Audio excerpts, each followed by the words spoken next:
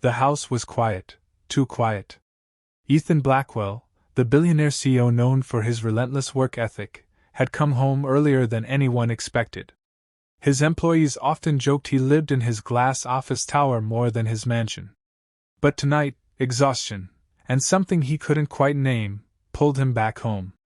As he stepped through the marble foyer, he heard faint clattering sounds coming from the kitchen. His staff was supposed to be gone.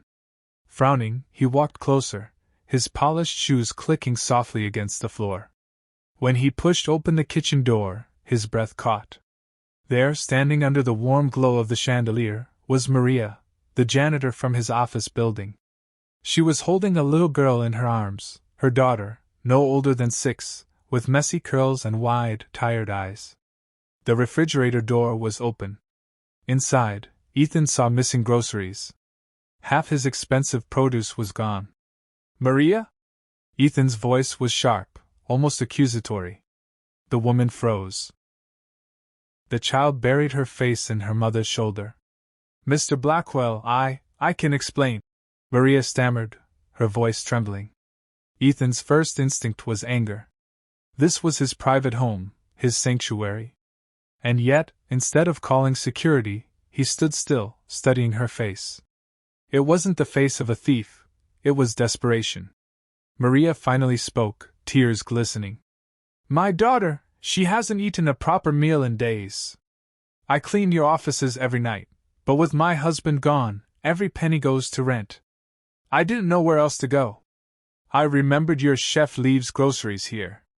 I thought maybe just enough food to get her through the week." The little girl, sensing the tension, whispered, "Mama, are we in trouble?" Something in Ethan cracked open at those words. His own childhood memories surged back, his mother working double shifts, the nights he went to bed hungry before his family's fortunes changed. He lowered his voice. "You should have told me." Maria shook her head fiercely. "No, sir. I don't want pity. I just want my daughter to be okay." For a long moment, silence hung in the air. Then, to Maria's shock, Ethan walked to the pantry, pulling out bags of groceries. He placed them gently into her arms. "Take these," he said firmly. "And tomorrow, you're not coming in as a janitor. You're coming in as my employee." Maria blinked. I don't understand." "You'll manage the company's food program," Ethan explained. "If you know what hunger feels like, you're the best person to help me launch it. No child in my company's orbit should ever go hungry. Not yours, not anyone's." Maria's eyes filled with tears. She clutched her daughter, who now looked up at Ethan with a shy smile. "Thank you, Mr. Blackwell," she whispered. "You just saved us." But Ethan shook his head. "No, Maria. You reminded me what really matters." That night, as Maria left with her daughter's tiny hand in hers, Ethan stood in his kitchen, humbled. He had built empires, signed billion-dollar deals, and yet in that quiet moment, he realized his greatest legacy wouldn't be his wealth. It would be the lives he chose to touch. Moral: true wealth isn't measured in money, it's measured in kindness, in compassion, in the moments when we choose humanity over pride. The next morning, Maria walked into the company headquarters. But this time, she wasn't carrying a mop or a bucket, she carried hope. Ethan introduced her to the team. "This is Maria. From today, she will lead our new food program. Her mission is simple: no child in our reach should ever go hungry."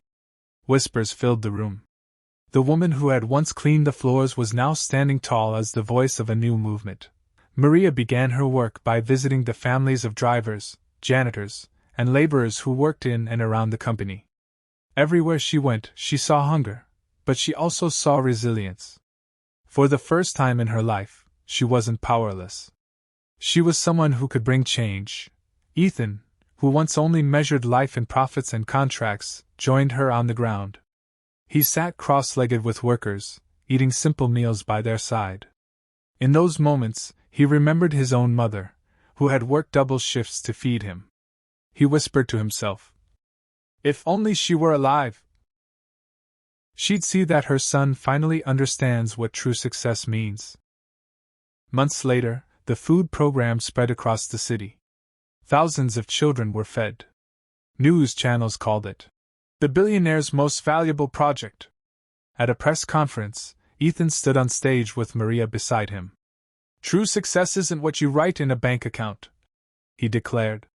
"True success is measured in the meals you share, the tears you wipe away, and the hope you create."